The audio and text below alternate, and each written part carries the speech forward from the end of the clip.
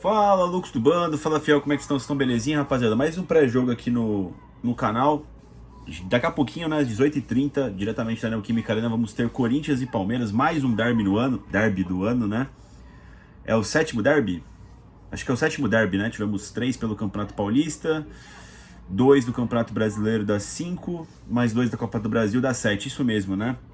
Um dos anos com mais derbys na história aí, né? Não sei se foi o ano com mais derbys, mas com certeza tá aí com um top 3, aí, top 5 de anos com mais Corinthians e Palmeiras da história, né? Nos enfrentamos no Campeonato Paulista, na final do Paulista, depois nas oitavas da Copa do Brasil e mais as 2 partidas do Campeonato Brasileiro. Cara, eu acho que assim como o derby do primeiro turno do Campeonato Brasileiro, foram os únicos 2 derbys que o Corinthians vai com uma pressão um pouco mais baixa, né? Aquele derby estava bastante próximo depois dos ocorridos na final do Campeonato Paulista, né, onde o Corinthians se saiu melhor, e esse derby é a mesma coisa, está bastante próximo dos ocorridos das oitavas de final da Copa do Brasil, onde também o Corinthians se saiu melhor frente ao seu rival Palmeiras, tá, pessoal? Vou dar um veredito final sobre isso que eu falei aqui.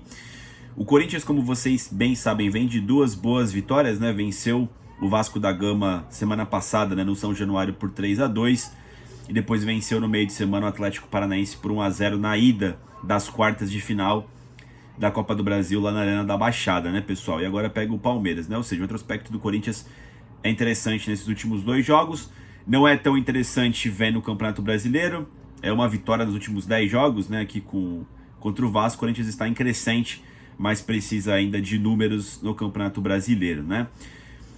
O Corinthians atualmente ocupa que posição? Deixa eu ver aqui. No Campeonato Brasileiro. Já tivemos algumas partidas ontem, né? Pelo Brasileirão. O Corinthians atualmente é o 11º colocado, né? Com 25 pontos.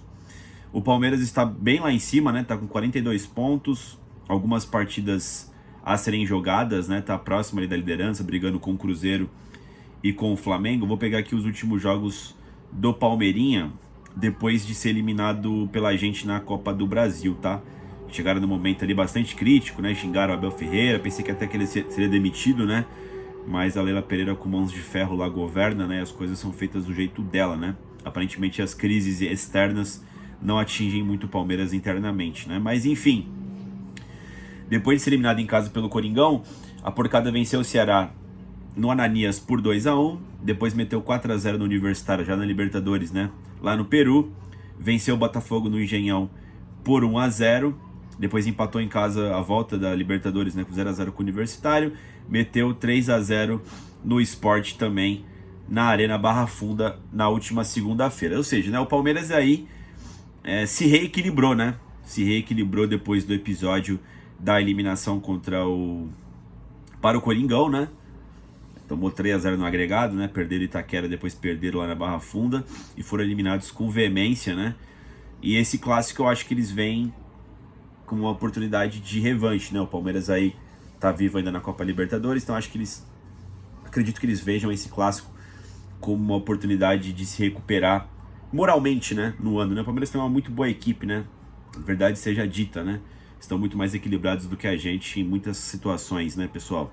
Mas no jogo jogado deu Coringão, e é um campeonato à parte, né, Corinthians e Palmeiras, e o Corinthians vem doutrinando pra cima do Palmeiras aí nesse ano de 2025, né, pessoal? Historicamente, tá? Sendo como teve muitos jogos entre ambos, tá? Mudou um pouco aqui a tabela de confrontos históricos, né? O Palmeiras ainda segue com um pouco de vantagem, 136 vitórias para o Palmeiras, 133 para o Corinthians e mais 117 empates. Sempre foi um jogo bastante disputado. É o derby, né? O derby de São Paulo, um derby usualmente tem esse nome por ser uma partida acirrada, onde você não sabe quem será o vitorioso, né? O Palmeiras tem uma boa vantagem até em campeonatos brasileiros, tá? São 28 vitórias para o Palmeiras, 24 empates e apenas 19 vitórias para o Corinthians, né? O Palmeiras é com uma boa vantagem em relação ao Corinthians em campeonatos brasileiros, né?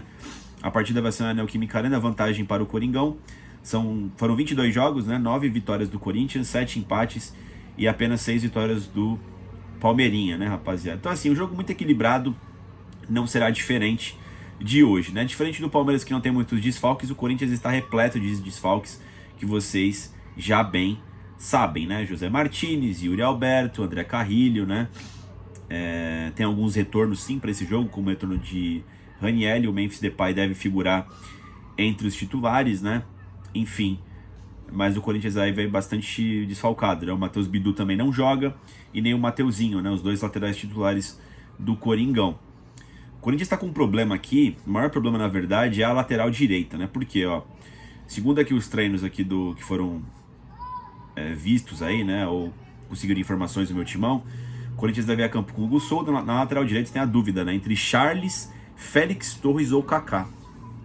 Se eu não me engano, o Ramon Dias utilizou em algumas partidas que só tinha o Mateuzinho à disposição no elenco, o Charles na lateral direita para completar os jogos, né? O Mateuzinho saindo pelo cansaço. Mas eu não me lembro do Charles iniciando como lateral direito. O Félix Torres, como vocês bem sabem, está sendo bastante criticado pela fiel torcida, não vem fazendo bons jogos ali improvisado. E também surgiu como uma oportunidade o Kaká jogar por esse setor. O Kaká nunca viu ele jogando como lateral direito com a camisa do Corinthians, tá?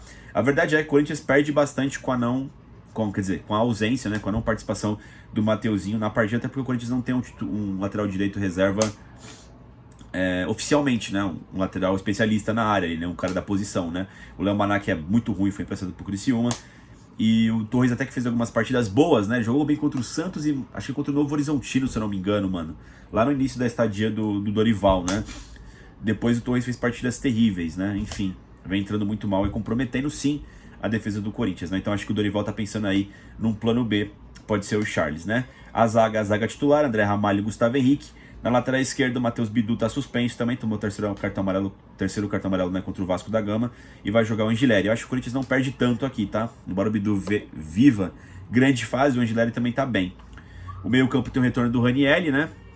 Que não jogou contra o Atlético Paranaense porque estava suspenso na Copa do Brasil, volta a jogar no meio campo, né? Tinha feito uma partida muito boa contra o Vasco da Gama no último final de semana.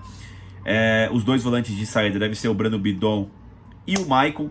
Vocês sabem das minhas contraindicações desse meio campo, tá? Eu não gosto quando joga esses dois meio campistas, eu acho que tem que jogar ao lado do Raniel ou José Martínez ou o próprio Charles. O Charles tem que jogar mais à frente ali para ele tocar pouco na bola, porque eu acho que precisa de competitividade nesse meio campo.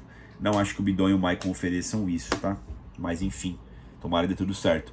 Garro na frente desses três meio campos, e na frente do Garro, Memphis Depay e Guinegão que vive grande fase, né? Aqui também tem a questão que pode ser o Vitinho no lugar do Memphis, mas acho que o Memphis vai começar o jogo como titular contra a Porcada, tá, pessoal? Feliz aí que o Guinegão sair na equipe titular, vive um grande momento. Conclusão, tá, pessoal? O que acontece? O Corinthians esse ano, e não é só esse ano especificamente, o Corinthians vem vivendo momentos onde desliga a chavinha, liga a chavinha, né? A maioria dos clássicos esse ano entre Corinthians e Palmeiras, o Corinthians estava muito mais com a arma na cabeça. Pressão absurda, se não perder vai ter técnico mandado embora, enfim. E quando chega nesse nível, o Corinthians tem dado respostas, os jogadores têm demonstrado muita raça, muita disposição, enfim, volume de jogo, né? O jogo da vida, né? Fazendo o jogo uma guerra. Esse clássico contra o Palmeiras é uma exceção. Porque o Corinthians merecia dar respostas, tinha que dar respostas, né? Contra o Vasco da Gama, porque senão o Corinthians ia colar na zona de rebaixamento, e foi bem. E depois tinha que dar respostas também contra o Atlético Paranaense, porque é a única competição que a gente joga para ser campeão, que é a Copa do Brasil. Na única partida que a gente perdeu esse ano pro Palmeiras, eu achei que a gente foi esmagado naquele jogo, foi no primeiro turno na Arena Barueri, após a gente vencer o Campeonato Paulista contra a Porcada Imunda. Então, por não ter todo esse engajamento pra esse jogo, tá ligado, mano? De não ser o jogo da vida, ser muito mais importante esse jogo pros caras do que pra gente, efetivamente, naquele clima também de vingança, de revanche. O Corinthians jogou uma bomba nuclear lá na casa dos caras e saiu fora, né? Tem toda a pinta aí de não ser um jogo que a gente possa vencer. Essa é a grande verdade, tá? Acredito que o fator da Neoquímica Arena, né, pulsante e tudo mais, né, a torcida sempre tá bastante engajada com o derby contra a Porcada, talvez faça crescer esse entusiasmo nos jogadores, né? Mas sim, eu tenho essa preocupação de vagabundagem no elenco do Corinthians, tá? Não é porque eu tô olhando com olhares maldosos aqui, eu tô sendo um torcedor de merda, né? É o histórico recente desse elenco do Corinthians, tá ligado, mano?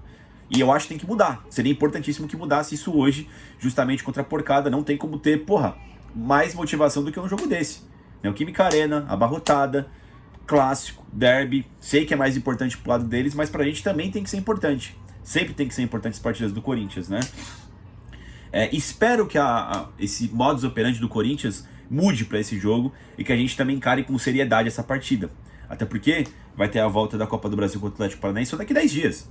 Que vai ter ainda a parada FIFA, ainda outros problemas para resolver. Tem que jogar velho, tem que jogar com tudo esse clássico contra o Palmeiras, tá?